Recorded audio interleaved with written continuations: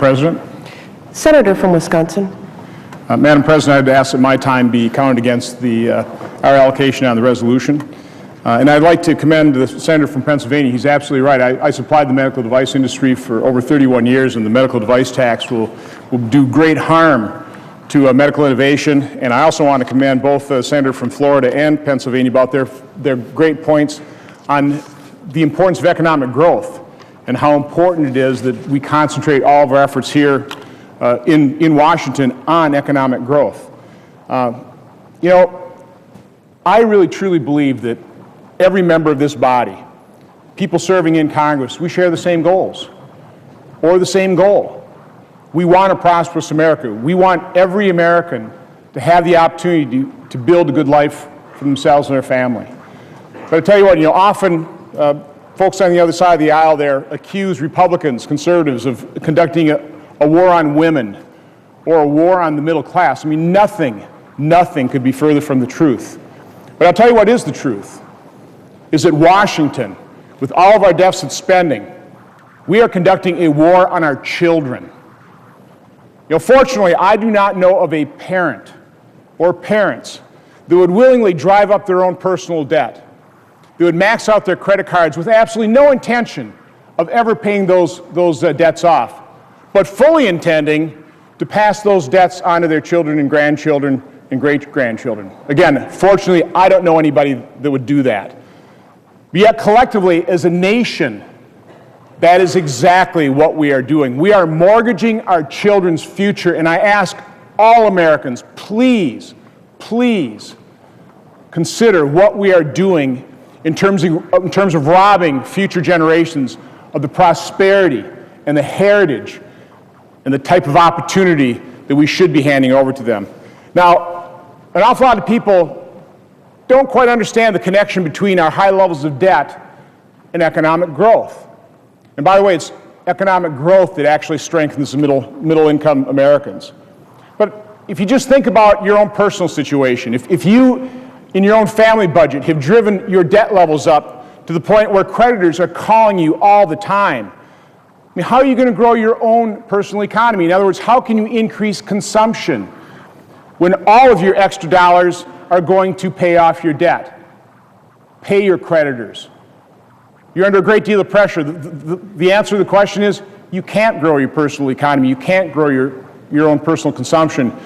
And that same economic fact applies to a nation as well. That's why these high levels of debt are harming economic growth and harming the very people all this government spending is purporting to try and help. So one way to take a look at this in terms of the harmful effect of all the regulation, all of government debt, is economic growth. And the fact of the matter is, on average, after 14 quarters, the American economy has grown after a recession by 19.9% after World War II recessions. Under Ronald Reagan, our economy grew 20.1% in the first 14 quarters. Under this president, our economy has grown by only 7.5%. And again, I would argue an awful lot of that has to do with regulations, but an awful lot of that has to do with the fact that we have increased our debt to unsustainable levels. It is scaring consumers, it is scaring business people away from investing in capital and growing their businesses. Now, as Republicans, as conservatives, we want every American to pay their fair share. We actually want a balanced approach to deficit and debt reduction. We want more revenue flowing to the federal government, but we want to increase revenue the old-fashioned way, by growing our economy. Just a couple quick little facts. Even with the meager economic growth that we've experienced from 2009 to 2012, revenue has increased to the federal government by a total of $344 billion per year. If we just return to a normal economy like we had in 2007, when revenue to the federal government was 18.5% of our economy, which is pretty close to the 50-year average, that would add another $435 billion per year of revenue. Now, the tax deal, the punishing success tax increase that was part of the fiscal cliff, supposedly will raise $41 billion in the year 2014. 41 versus $435 billion, it's a tenth of as effective. And the problem with that punishing success scheme is it puts at risk the very growth that is far more effective at raising revenue. So how do we get our fiscal house in order? Well, we actually have to put our nation on a glide path toward a balanced budget. We have to return that level of certainty. Global creditors have got to look at the United States and go, you know, I think they're getting this situation under control. Well, the only way we can do that is by passing a budget in this body that actually shows a glide path to balance. And of course, that is not what the Democrat Senate budget resolution will do. It never balances.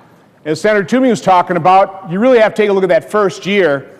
Well, in comparison to the CBO estimate, it actually increases spending by $100 billion. It would increase our deficit by $75 billion. And that's really the primary that we have to take a look at, because these budget resolutions are really only about as good as the paper they're written on. So you have to look at that first year.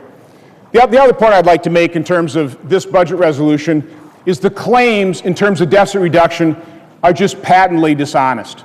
It claims to reduce the deficit by $1.85 trillion in comparison to the CBO baseline. That's not true. That's the only way you get that is by comparing apples to oranges.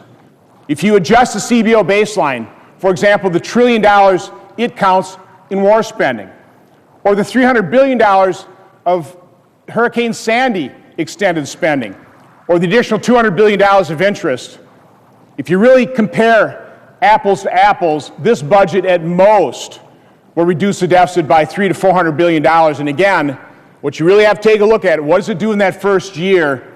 It actually increases the deficit. It actually increases spending. So this is basically just not an honest budget. And so my first amendment that I'll be offering is a simple amendment. It would just establish a point of order subject to a 60-vote waiver or appeal that simply requires a balanced budget in the year 2023. Pretty reasonable. Now, I think the American public actually expects us to live within our means far before that date.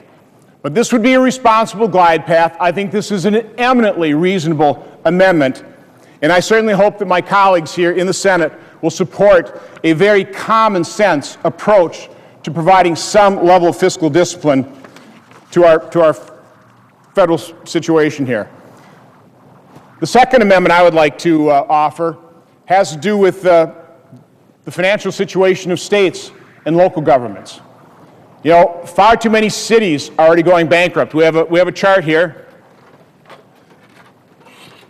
that is showing a number of states that have already declared bankruptcy and going through that process. I think it's extremely important that we here in Congress put states and local governments on notice that they cannot come to the federal government looking for a bailout.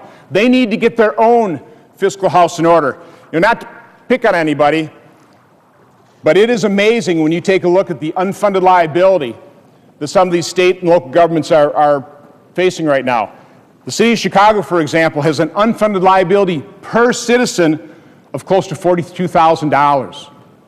$42,000 per person. New York City's about $39,000, San Francisco $35,000. So the point of this amendment is to put state and local governments on notice that the federal government will not be here to bail you out. You need to get your own fiscal house in order. The third amendment that I intend to offer has to do with recognizing the truth of the situation with our entitlement programs. You know, at the current level, at the current path, neither Social Security or Medicare are sustainable. And so this amendment is also a very simple amendment, establishes a point of order that requires in any budget resolution that we reform both Social Security and Medicare to create 75-year solvency. Again, I think that's pretty reasonable. And let me just describe why I think it's so important, because I frequently hear all kinds of people claim that Social Security is solvent to the year 2035 or the year 2038. It's a moving target.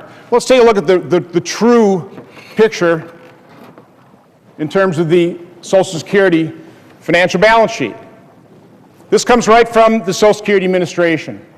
This is looking ahead to the year 2032, a mere 20 years worth of deficits. It is true that Social Security actually was running surpluses for decades. It built up a trust fund, we'll talk about that later, of about $2.6 trillion. But in 2010, that situation turned around.